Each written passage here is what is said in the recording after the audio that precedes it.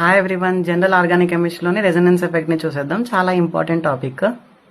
Resonance effect delocalization of pi electrons. అంటే pi electrons లొకేషన్ని మారడాన్ని రెజొనెన్స్ అంటాము. Negative charge and more electronegative atom and positive charge and less electronegative atom are more stable than others. అంటే negative charge more electronegative atom పైన and positive charge less electronegative atom పైన ఉంటేనే అవి ఆ compounds చాలా more stable అనేసి అంటాము. Example benzene చూడండి. ఇక్కడ రెజొనెన్స్ ఎఫెక్ట్ రెజొనేటింగ్ స్ట్రక్చర్స్ 2 ఉన్నాయి బెంజిన్కి. ఒకటి ఇలా ఉంది, ఒకటి ఇలా ఉంది. ఇక్కడ 3 పై బాండ్స్ ఉంటాయి కదా బెంజిన్లో. ఇవి షిఫ్ట్ అవ్వడాన్ని రెజొనెన్స్ అంటాము. సో రెజొనేటింగ్ స్ట్రక్చర్స్ హైపోథెటికల్ అంటారు, అంటే imaginary structures. And resonance hybrid ఒకటే ఉంటుంది, అది 1 ఉంటుంది అండ్ మోస్ట్ స్టేబుల్ ఉంటుంది. దాన్ని రెజొనెన్స్ అంటాము. ఇక్కడ పాయింట్స్ చూడండి. More pi bond are more stable. ఎక్కువ ఎన్ని పై బాండ్స్ ఉంటాయో అవి మోర్ స్టేబిలిటీ ఉంటాయి. And neutral structures are more stable than charged structure. Neutral compounds charged compounds కన్నా స్టేబుల్గా ఉంటాయి. Resonating structures having complete active are more stable than others. Complete active అంటే 8 electrons ఉన్నప్పుడు అది అన్నిటికంటే స్టేబుల్గా ఉంటుంది. ఇక్కడ 5 కండిషన్ చూడండి. Double bond, single bond, empty orbital ఉంటే అదొక resonance. And double bond, single bond, loan pairs ఉంటే అదొక resonance. Double bond, single bond and odd electron అంటే ఫ్రీ రాడికల్ ఉంటే కూడా అదొక స్టేబిలిటీ.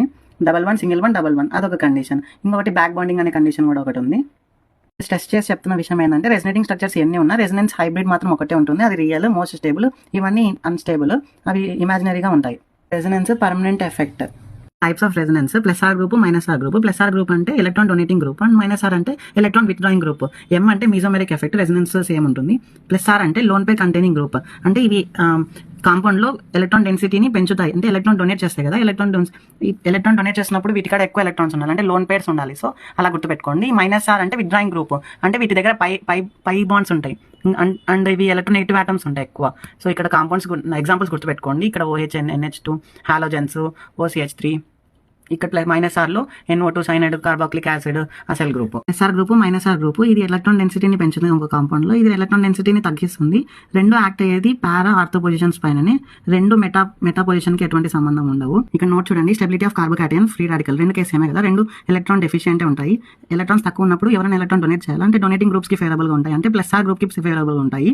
అవి ఎలక్ట్రాన్ ఇస్తాయి కాబట్టి. And inversely proportional to electron withdrawing group. అసలు ఎలక్ట్రాన్స్ లేవంటే విత్డ్రా చేసుకునే వాళ్ళకి ఇన్వర్స్లీ ప్రపోర్షనల్ ఉంటాయి, అంటే మైనస్ ఆర్తో ఇన్వర్స్లీ ఉంటాయి. And stability of carbon onion. ఇవి ఎలక్ట్రాన్ రిచ్ ఉంటాయి కాబట్టి ఎలక్ట్రాన్ రిచ్ ఉన్నప్పుడు ఎవరైనా తీసుకుంటే అది వాటికి ఫేవరబుల్ ఉంటుంది. అందుకే electron withdrawing group. And inversely proportional to electron donating group, అంటే minus R plus R. Thanks for watching.